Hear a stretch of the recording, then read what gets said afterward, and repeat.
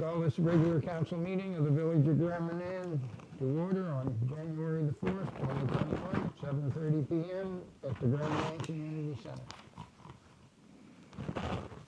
For prayer, I'll have to ask for a volunteer. Sure. Okay, Councilor Fitzsimmons. Heavenly Father, we thank you for this opportunity again. Thank you for the chance to get together and just go over the things that are happening on this island. And we just pray for your wisdom. We pray for insight. And we just thank you for leading us and guiding us. Thank you in Jesus' name. Thank you, Councilor Fitzsimmons.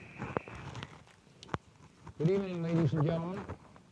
Manan is still doing good with the COVID-19. Again, keep wearing masks where required and the 2 meter, 6 foot distance. We've had our first snowstorm on Saturday, January 2nd. I would like to remind motorists to drive for winter conditions. When you first get on the highway, try your brakes to find out your stopping distance. Slow down and be mindful of where the center of the road is. Share the road. Hoping that everyone had a Merry Christmas under our circumstances of COVID-19. New Year's was successful, and we can hope it continues. Our community was saddened by the passing of Lori Morrison, who has contributed very much to Manan. She will be missed. Our condolences to Ken Ingersoll on her passing, a great partner on all activities. And before we go any further, I would like to ask Councillor Cheney to come forward.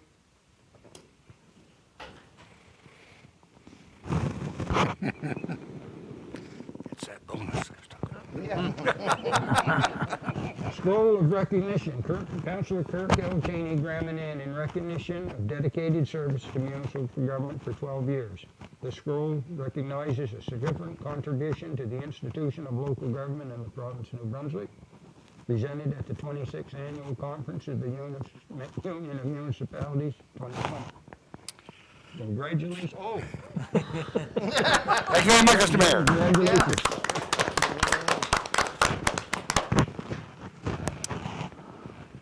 And also, I would like to say that one was presented to the Village of Manan in recognition of 25 years as an incorporated municipality in the province of New Brunswick.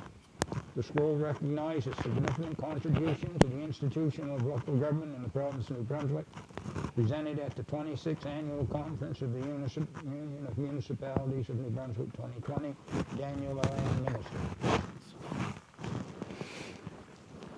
So, disclosure of conflict of interest. Adoption of the minutes of December the 7th, 2020, December the 31st, 2020 special meeting. Mr. Mayor, I went through the minutes, and as usually, they're quite excellent. The only one that I could find a little bit of a clarification is on, it says under 159-20 towards the end on personnel and staff bonuses and pay raises. And it says any employees hired for less than 6 months, well, it should be any employees hired for 6 months. So remove the last out of there. And to receive $100. And with that amendment, I would make a motion to accept the minutes as corrected. You heard the motion by Deputy Mayor Sturgeon. Do you have a seconder? I'll second that. Mr. Mayor. Seconded by Councilor Fitzsimmons. Question? All those in favor? Aye. Opposed? Motion carried. Additions to the agenda. Charlotte County refrigeration for $2,163.47 and $2,241.86 arena repairs, and they would be on 12/1 out of the general operating.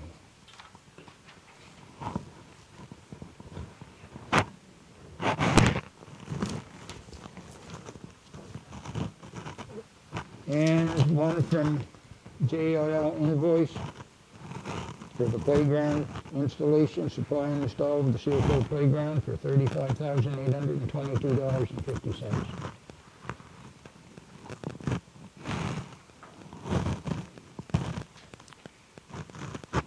Mr. Mayor, I move that these be added to the agenda. There's a motion by Councilor Cheney. Do we have a seconder? I'll second. Seconded by Councilor Morse. Question? All those in favor? Aye. Opposed? Motion carried. So, RCMP report. I would think with the amount of money that we're paying them, somebody could show up at a meeting. It's only once a month. What's sad, Mr. Mayor, is that my working with other municipalities in the province is that we're quite fortunate to get any reports at all and don't get anything. And so like yourself, I want to know what's going on, and it's the rest of us do, so. It's nice.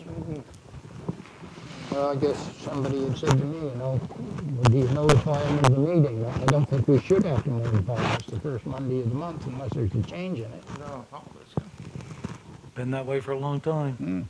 Yep. Friendly call, might, you know. I'll talk to them, Yeah. see what's going on. Tell them if they don't, we will go our own way. Next is a 10-minute open session.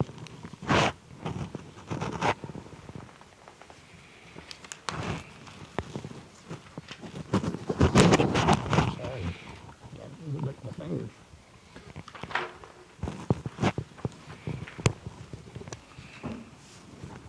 Correspondence 9-1 is a letter from the Honorable Jill Green, New Year's Day crossing and the GMA refit.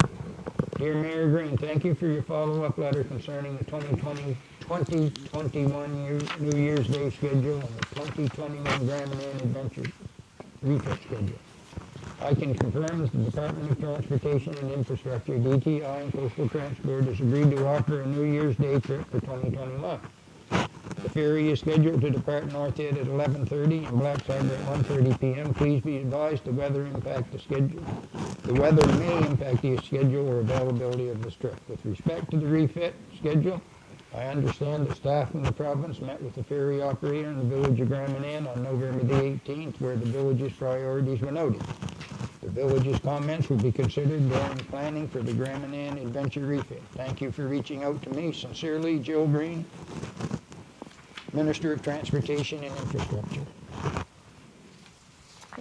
I think it's worth noting that the late notice of that letter could very well have impacted the numbers that were traveling on the crossing on New Year's Day. There was very little notification or advertising that trip was being made. And while I don't expect the numbers would have been as high during a pandemic as they would have been other years normally, I do think that the late notice probably had an impact on that. So I didn't add this to the agenda, but maybe we should look at sending the letter either this month or we can put it on the agenda for next month asking for next year's New Year's Day crossing. Well, what's the big deal? Make it a regular thing. Make it a regular thing. Yeah. Because I think it's always keeping the numbers down, this late notice, because people can't plan and make their arrangements for what they're trying to do, so. Well, I had quite a few calls and it's keeping the numbers down if you can't book online for that New Year's Day trip.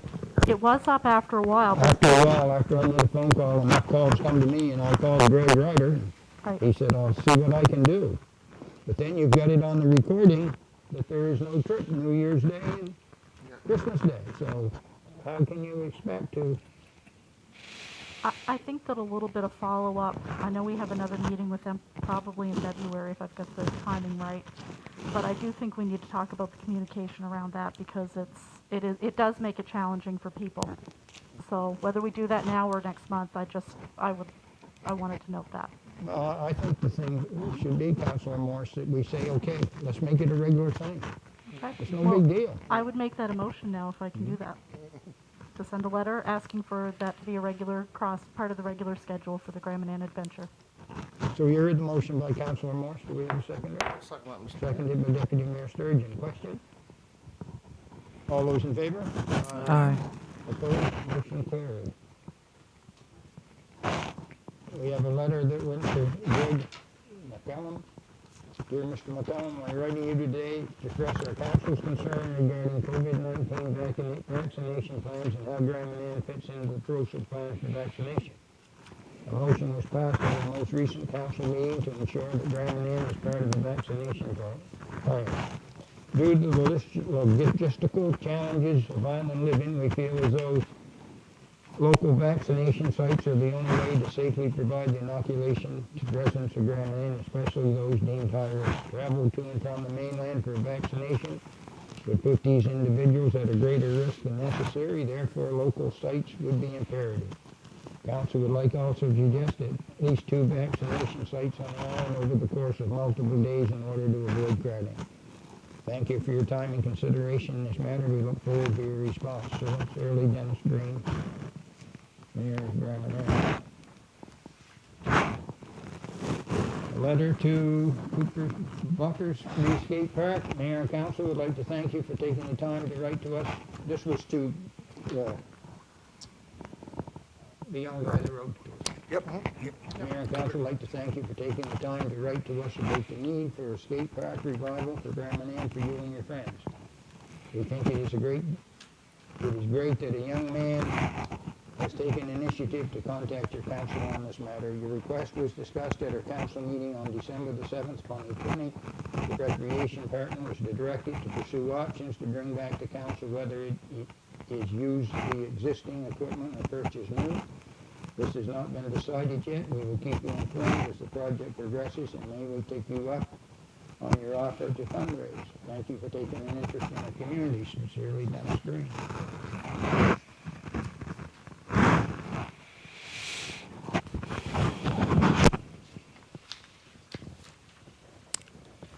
To whom it may concern. Local for support for Crave Technologies. A local company, Crave Technologies, had approached council for a letter of support for their application to the Universal Broadband Fund. I don't need to elaborate how reliable high-speed internet is required to enhance the safety and well-being of any community, especially a remote municipality like Grand Manan. Crave has worked very hard to bring high-speed internet to the island with no government funding to achieve this goal. Crave saw a need and worked hard to fill the void over the past 2 years. In short time, Crave has built 21 kilometers of fiber optic infrastructure on Grand Manan. Council has been on record over the past few years asking for better access to high-speed internet. However, telecommunications companies let us know in the past that it is not feasible for them to invest in a small market that the Fundy Isles represent. On the contrary, Crave Technologies approached the problem of delivering the service in an economical way and is now online for many households. Village Council has confidence in Crave Technologies. We are more than a satisfied customer of their service. I am eager on behalf of Council to support Crave Technologies' application to the Universal Broadband Fund to expand coverage to a further 346 homes within the municipality. Yours truly, Wayne Sturgeon, Deputy Mayor.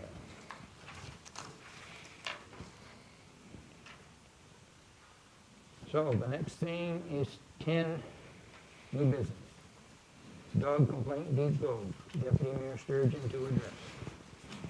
Thank you, Mr. Mayor.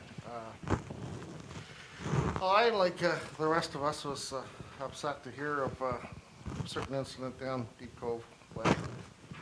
And I reached out to the author of the letter this afternoon and told her what council has done so far in this on this matter, and that also I said this unfortunately is a sad example of our bylaws need to be upgraded to prevent things like this happening in the future. And we are currently waiting on consultants to report for our new animal bylaw, and of course which will involve public consultation in the process. So anyway, that's where we are at this time. Thank you, Mr. Mayor. Didn't the one that we tried to present had increased fees? Yes, that's correct. That is part of the new bylaws that we had initially opened up in discussion in August, Mr. Mayor. Any other comments on that?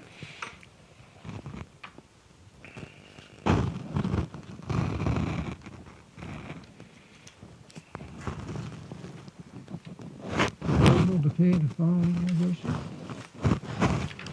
Recreation Director's report.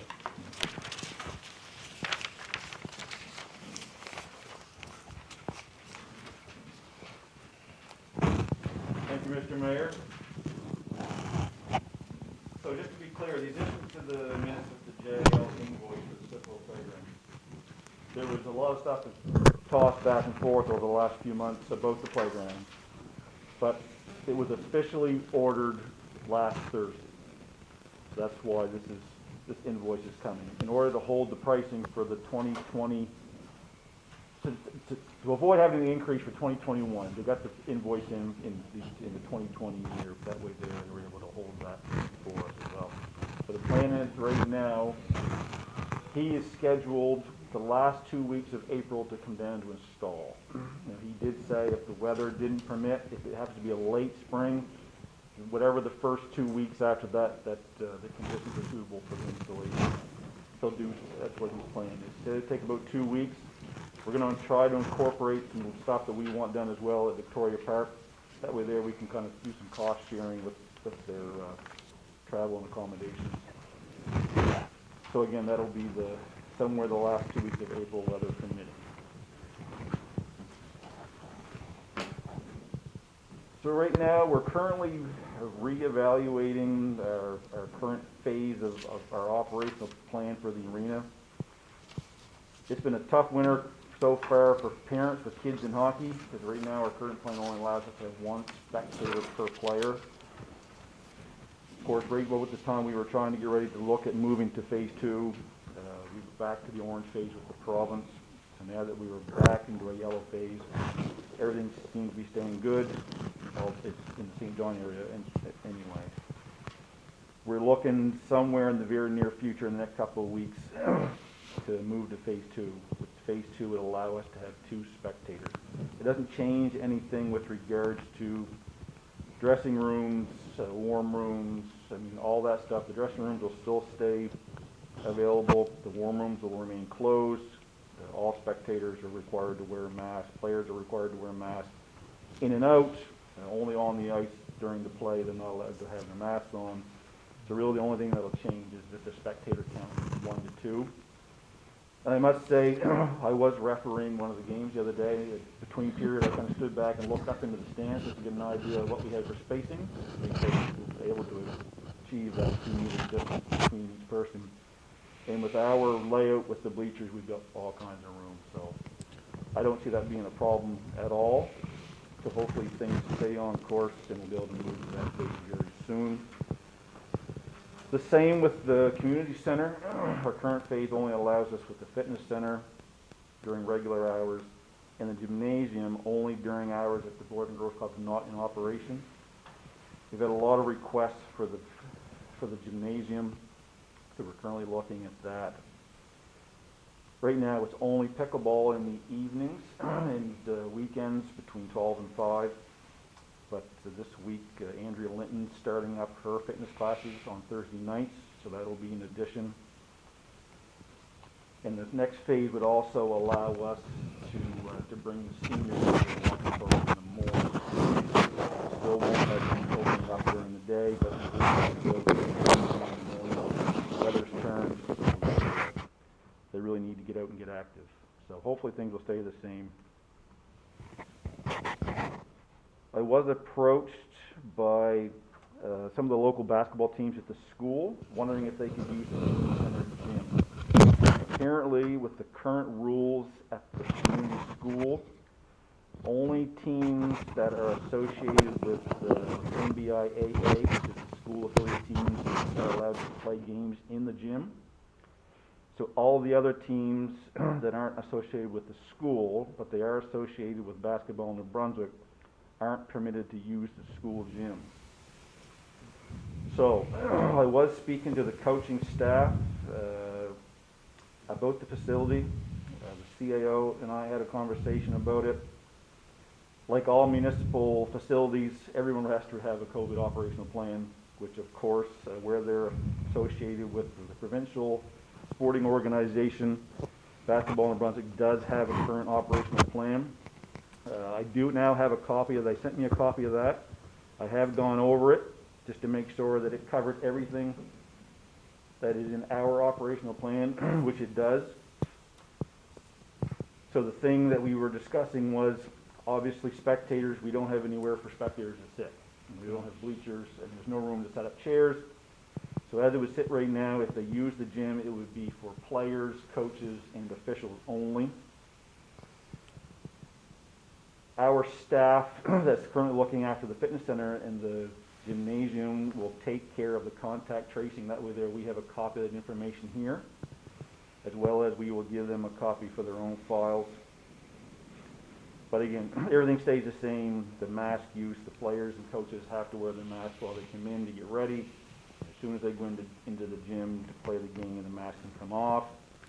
They only have access to the locker rooms. They won't have access to the bathrooms. We've kept them off limits for the Boys and Girls Club use only.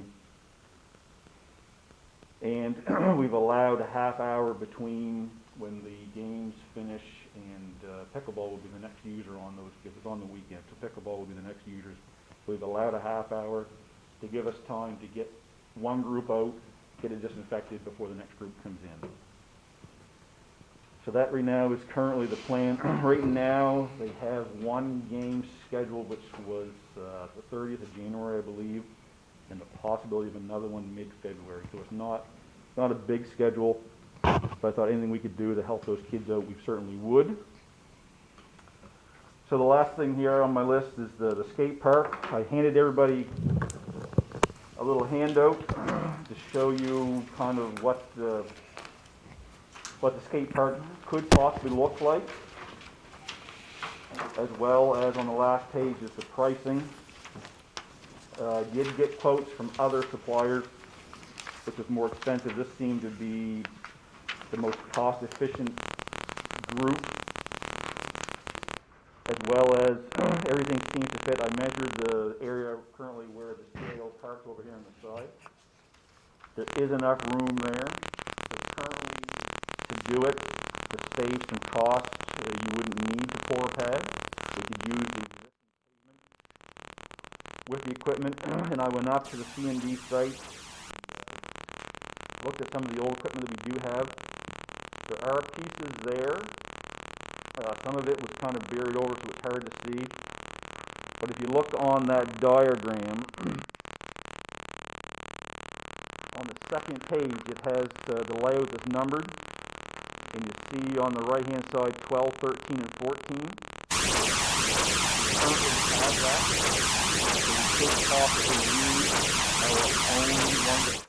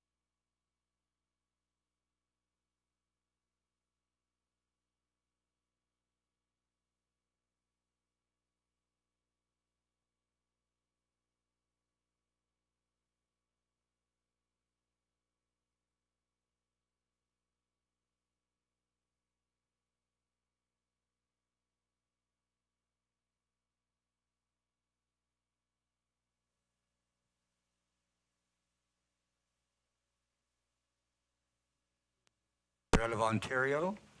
So, I so, meant to mention that, that could be an issue. yeah.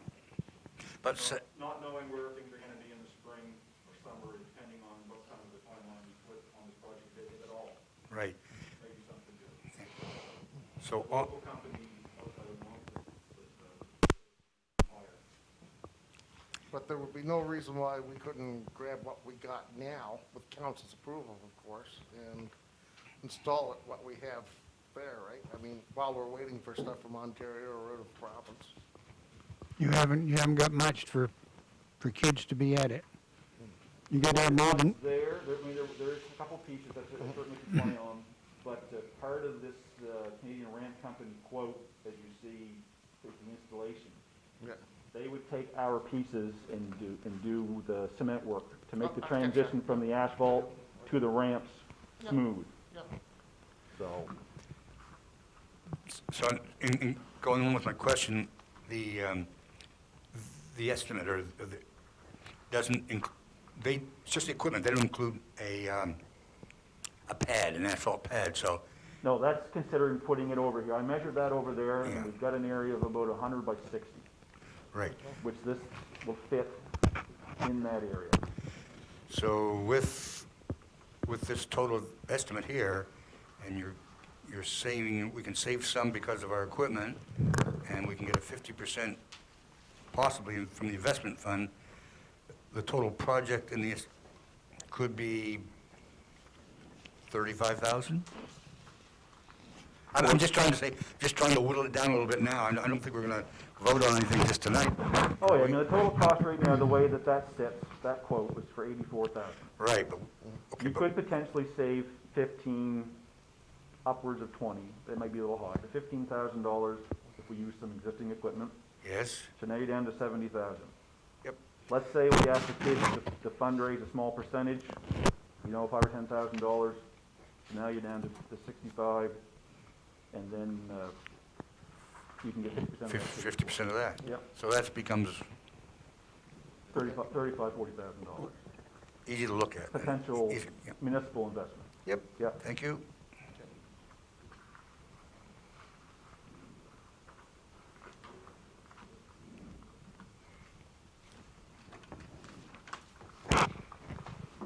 That's all I have. You good? Thank you. You good?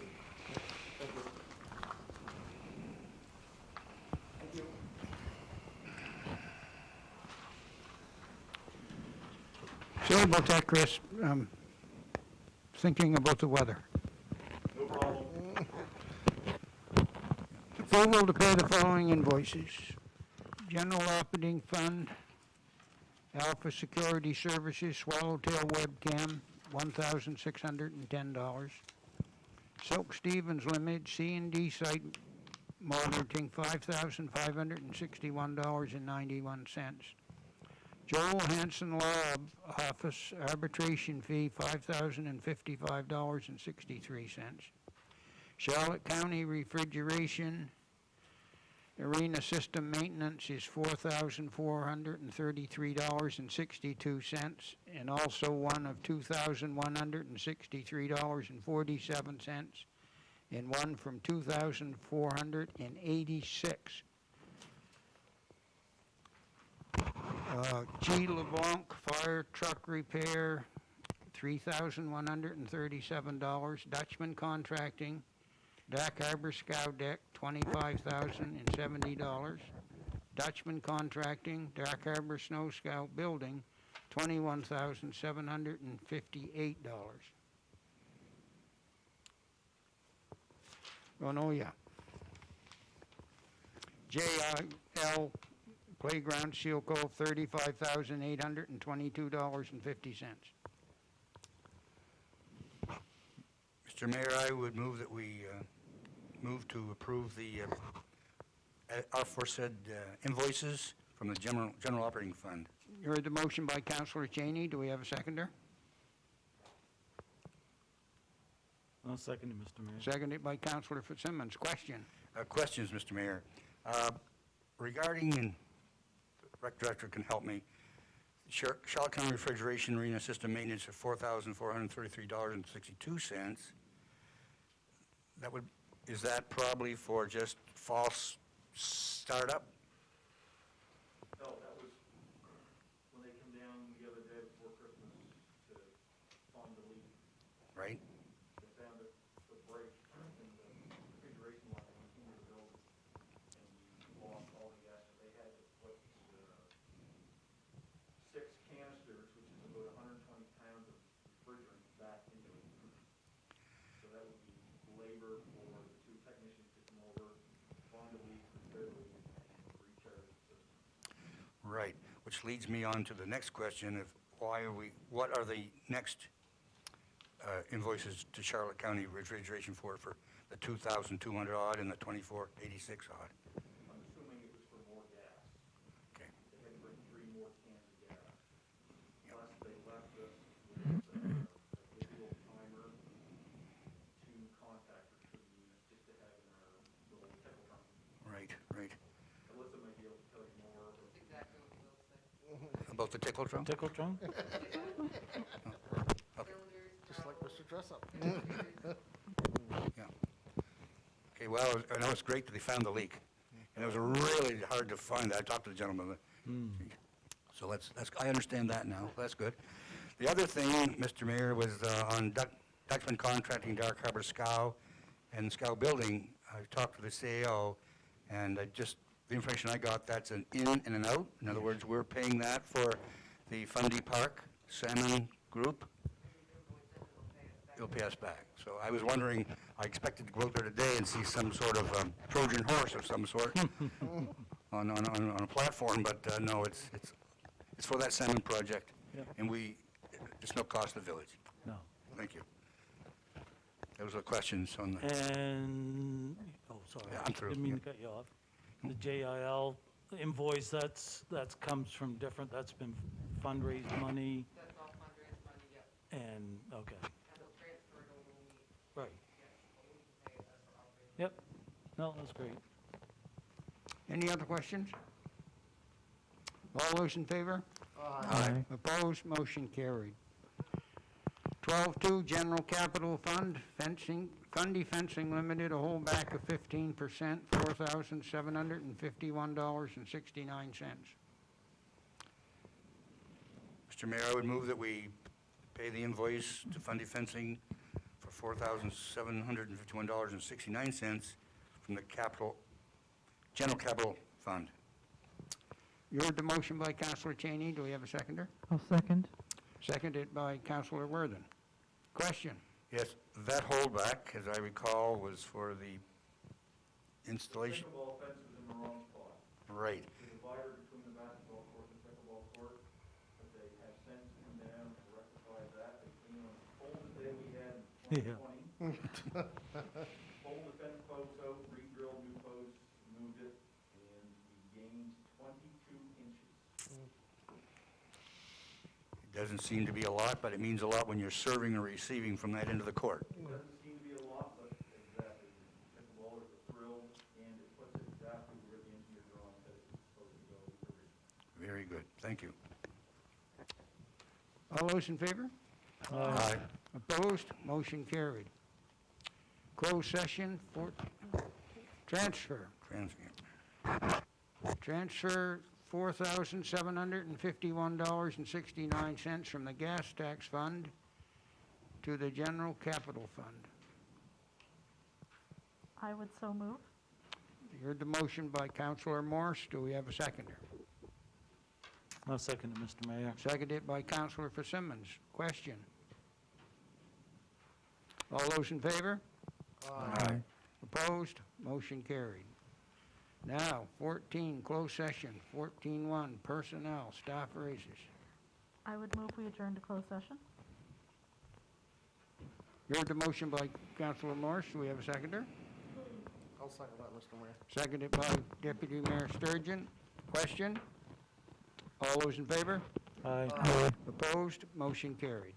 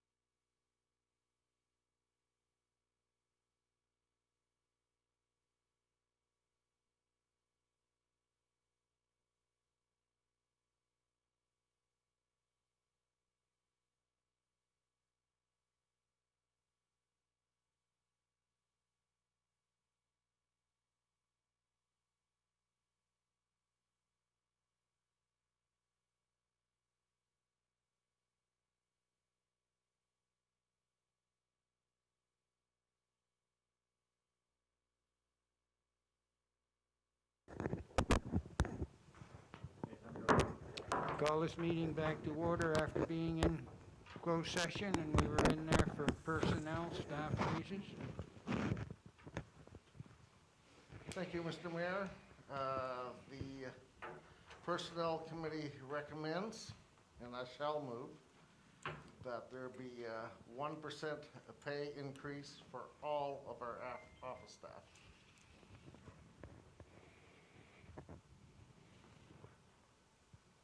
Or all staff.